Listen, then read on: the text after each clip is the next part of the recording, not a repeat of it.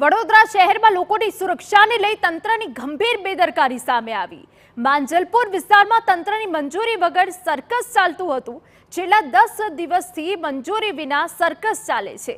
બહાર હીટવેવના લીધે સર્કસ બંધ રાખ્યાનું બોર્ડ, ત્યારે અંદર સર્કસ ચાલુ છે। શહેરમાં લોકોના જીવને જોખમે મૂકવા જેવી સ્થિતિ સર્જાઈ છે। રાજકોટની દુર્ઘટના બાદ તંત્રે મોડી રાત્રે સર્કસ બંધ કરાવ્યો। બેદરકારી કહેવાય। આ વિષય માટે મને કોઈ ખ્યાલ નથી, પણ હું આના માટે ફાયરને, કમિશનર સાહેબને અને પોલીસ કમિશનર સાહેબનું, અમારા મેયરશ્રીનું, સ્ટેન્ડિંગ કમિટી ચેરમેનનું, ડેપ્યુટી મેયરનું ચોક્કસ આ વિષય હું ધ્યાન દોરીશ। ગંભીર બેદરકારી કહેવાય ખરી? પરમિશન ન લીધી હોય તો ગંભીર બેદરકારી કહેવાઈ શકે।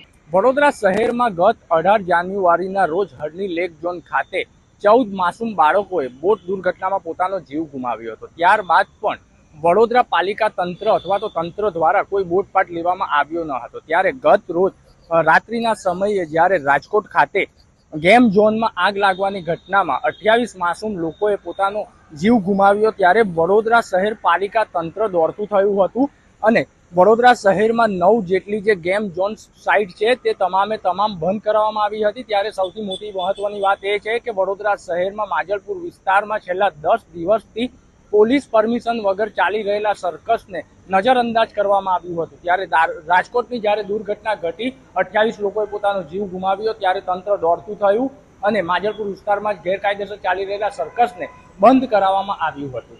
પ્રશાંત ગજ્જર, TV9 વડોદરા।